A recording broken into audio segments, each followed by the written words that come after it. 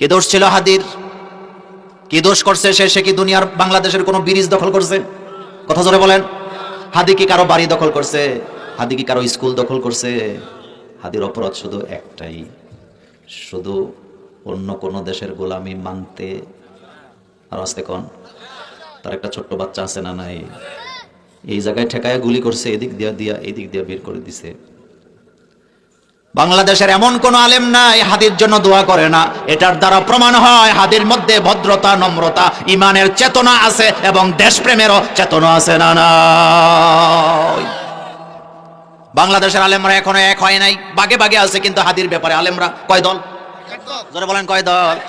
তাহিরিও দোয়া করছে, এনায়েতুল্লাহ আব্বাসীও দোয়া করছে, তারেক মনোয়ারও দোয়া করছে, ডক্টর বাশারও করছে, মিজানুর রহমান আজহারি বোধহয় করে নাই, আব্দুল হাই সাইফুল্লাহ করে নাই, আহমদুল্লাহ করে নাই, হেফাজতের নেতারা করে নাই, আপনাদের গ্রামের হুজুর বোধহয় করে নাই, তো করছে না কে?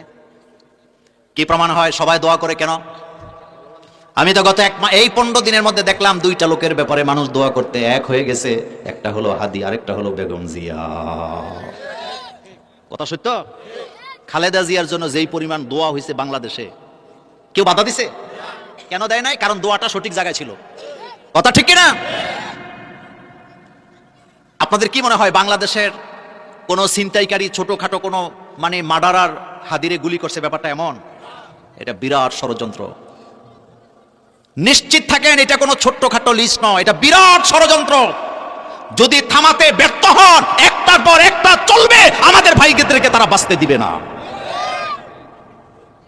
আজকে একটা গোপন কথা বলি, 2013 সালে আমার মোবাইলটা তারা ট্যাগ করছে। কত সালে? যে নাম্বারটা আমার অনেক আগের, 2001-এর দিকে, গ্রামীণের শুরুর দিকে নেওয়া, 01711 এর ডিজিটের নাম্বার আমার। আমাকে একজন গোয়েন্দা বিভাগের লোক বললেন, মোল্লা ভাই, মোবাইলে কথা বলার সময় এই শব্দগুলো উচ্চারণ করবেন না। প্রায় 30-40টা শব্দ উনি বলছেন যে এই শব্দগুলো কখনো উচ্চারণ করবেন না। আমি তো আর এত কিছু, মোল্লারা তো একটু যাওয়ায় তা আর কি, আমি তো আর এত কিছু বুঝি না। কিন্তু একটা জিনিস সত্য, আমি মোবাইলে কখনো কারোর সাথে লম্বা কথা বলি না। আরেকটা কাজ করি না, মোবাইলে আমি কোনো রাজনৈতিক কথাবার্তা বলিও না, এটা আমার কাজ না, এত সময় কো। এই 2025 সালের জানুয়ারি মাসে আমি একজন পুলিশকে আমার মোবাইলটা দেখাইছি যে ভাই আপনি দেখেন তো আমার মোবাইলটাকে আসলে ট্যাগ করা ছিল কিনা। সে আমাকে ডেট সহ, কিভাবে জানি কোড নাম্বার দিছে, দেওয়ার পরে ডেট সহ বেরিয়ে আসছে যে আপনার মোবাইলটা 2013 সালে এটা কি করছে, ট্যাগ করছে। আর এখন কত চলে? 2024-25 কত চলে? তখন উনি আবার এটা কোড নাম্বার দিয়ে খুলে দিছে, ট্যাগটা উনি খুলে দিছেন। আচ্ছা, আপনাদের কাছে একেবারে বুকে হাত দিয়ে বলবেন, আমি কি চোর? আমি কি সান্দাবাজ? আমি কি টেন্ডারবাজ? আমি কি বিড়ি সিগারেট খাই? আমি কি গাঁজা ব্যবসা করি? আমি কি অস্ত্র ব্যবসা করি? তা আমারটা ট্যাগ করছে কেন? আমার মতো এই রকমের নগণ্য একজন লোক আমার নাম্বারটাও যদি ট্যাগ করতে হয়, তাহলে তাদের অবস্থানটা একটু ঠান্ডা মাথায় চিন্তা করেন তো, তারা কি চাইছে এ দেশে।